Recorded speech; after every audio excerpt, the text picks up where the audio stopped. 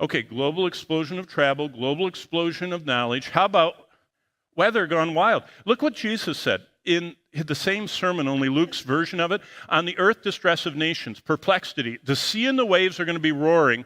And look at verse 26, one of my favorite Greek words describing prophecy. And people's hearts will fail them from fear and the expectation of those things which are coming on the earth.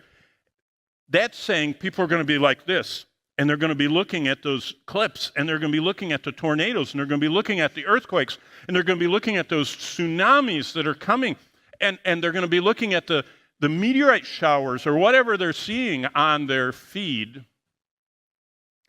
And this word right here, heart failing. Do you know what the Greek word? You ought to do whatever you do in Logos and right-click it.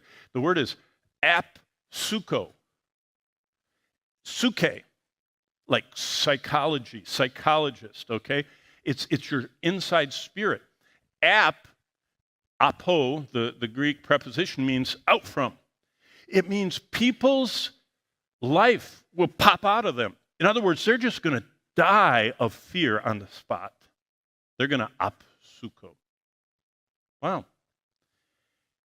This is what the NOAA, National Oceanic and Atmospheric Association, or Administration, I guess it is.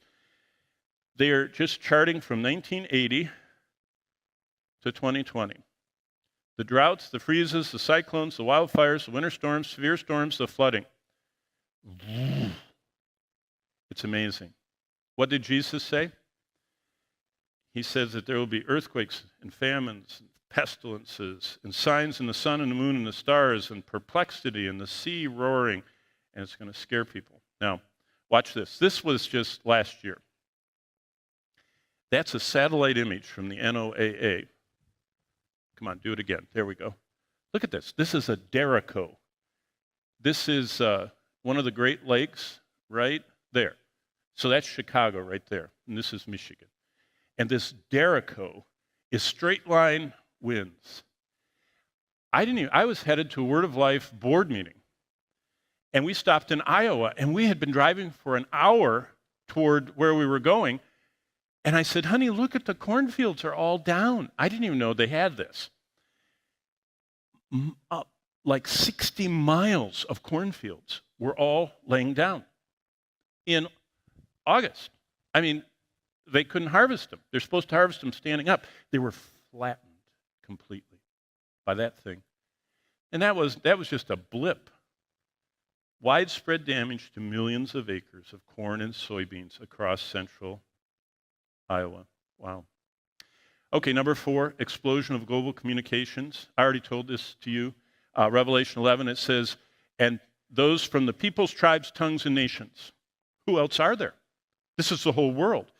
You describe the world from first century perspective by all the peoples, all the tribes, all the tongues, all the nations.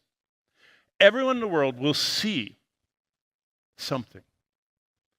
That was not possible until modern times. In fact, it really wasn't possible till, what year did the iPhone start? 07?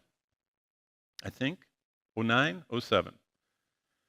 The first time people had portable electronic devices that received and transmitted video.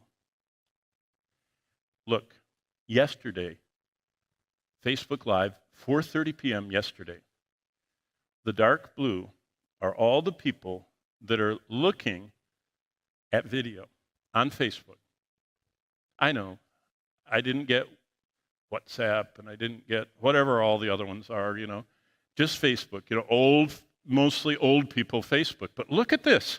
From New Zealand all the way through the Aleutian Islands and the all the way up here, even in the peninsula of Russia, they're all watching videos. And look at all the green ones. The green ones are people that are transmitting, live streaming. Unbelievable.